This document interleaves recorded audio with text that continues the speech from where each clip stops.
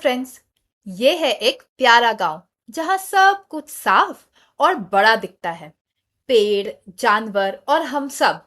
लेकिन क्या आप जानते हैं, हमारी दुनिया में एक ऐसी फौज है जो हमें दिखती ही नहीं पर हर जगह मौजूद है। अरे नहीं नहीं, मैं भूतों की बात नहीं कर रही हूँ। भूतों के अलावा भी कोई है जो होती है पर दिखती नहीं। ये है दुनिया बैक्टीरिया की। ये इसलिए नहीं दिखते क्योंकि ये बहुत छोटे होते हैं। ये हजार भी एक साथ खड़े हो जाए ना, फिर भी शायद तुम्हें एक रेत के दानों जितने ही दिखे। रेत के दाने या शार्प पेंसिल की टिप, इनका साइज होता है 1 मिलीमीटर। मतलब बैक्टीरिया का साइज 1 मिलीमीटर से भी कम है।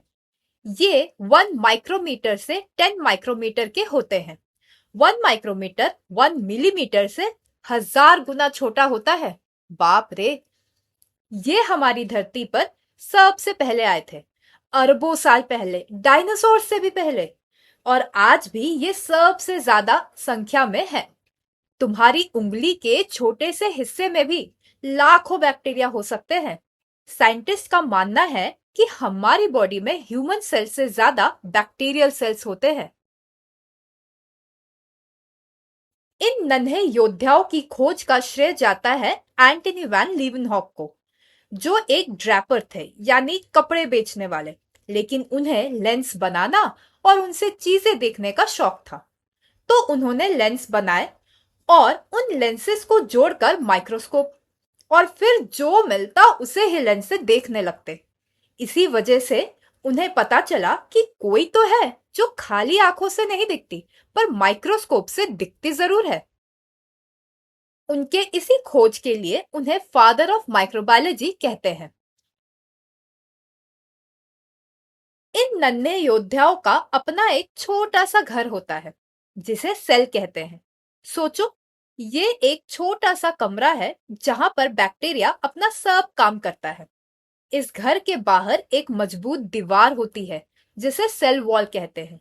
ये दीवार बैक्टीरिया को मजबूती देती है और उसे डिस्ट्रॉय होने से बचाती है। जैसे हमारे घर की दीवारें हमें सुरक्षित रखती है। सेल वॉल के अंदर बहुत सारे चौकीदार खड़े होते हैं जिसे सेल मेम्ब्रेन कहते हैं।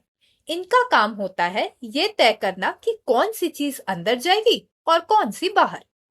इस घर के अंदर एक फ्लूइड भरा होता है जिसे साइटोप्लाज्म कहते हैं। ये किसी जेली जैसा होता है और बैक्टीरिया का सारा सामान इसमें तैरता रहता है। बैक्टीरिया के घर का सबसे बड़ा राज क्या है? इसके बीच में एक गुथा हुआ धागा होता है जिसे डीएनए कहते हैं। लेकिन इनका डीएनए किसी अलग कमरे में बंद नहीं रहता।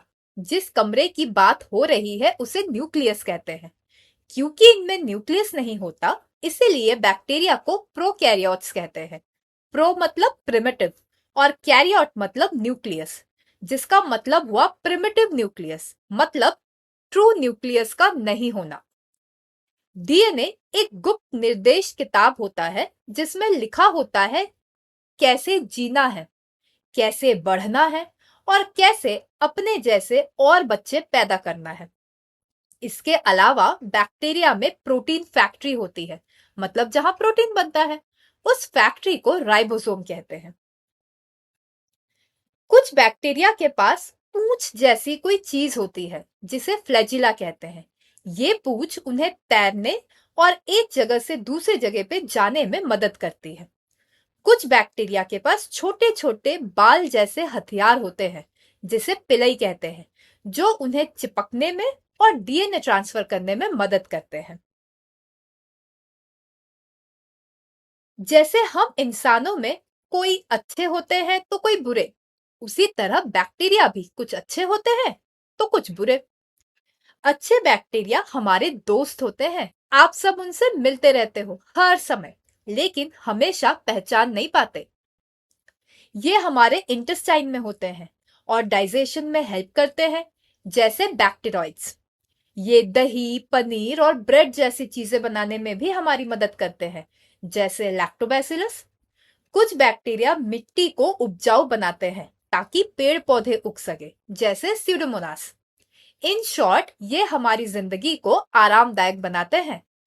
2016 में जापान के साइंटिस्ट ने एक बैक्टीरिया को डिस्कवर किया जिसका नाम है आइडोनेला, जो प्लास्टिक खाते हैं। कुछ बैक्टीरिया ऐसे भी होते हैं जो बीमार कर देते हैं, जैसे सर्दी खांसी, स्ट्रेप्टोकोकस निमोने, या पेट खराब करने वाले बैक्टीरिया जैसे सैल्मोनेला। ये शैतान बैक्टीरिया है, लेकिन हमारी बॉडी के इम्यून सिस्टम इससे लड़ना जानते हैं और डॉक्टर्स भी एंटीबायोटिक्स देते हैं इनसे बचने के लिए। लेकिन ध्यान रहे, जैसे हम इंसान जहां रहते हैं वहां के माहौल के हिसाब से ढल जाते हैं, उसी तरह ज्यादा एंटीबायोटिक खाने से बैक्टीरिया भी एंटीबायोटिक्स के हिसाब से ढल जाते हैं। फिर उन्हें एंटीबायोटिक्स से कोई फर्क नहीं पड़ता। बैक्टीरिया जिससे फर्क नहीं पड़ता उन्हें बोलते हैं मल्टी ड्रग रेजिस्टेंट बैक्टीरिया, जैसे मेथिसिलिन रेजिस्टेंट स्टेफाइलोकोकस ऑरियस। मतलब स्टेफाइलोकोकस ऑरियस जो मेथिसिलिन एंटीबायोटिक से रेजिस्टेंट हो चुका है। अगली बार जब आप कुछ खाते हैं या बस सांस लेते हैं, तो याद रखना कि ये नन्हे योद्धा तुम्हारे आसपास ही है ना अद्भुत? अगले वीडियो में हम देखेंगे कि बैक्टीरिया को हम क्लासिफाई कैसे करते हैं अलग अलग ग्रुप्स में।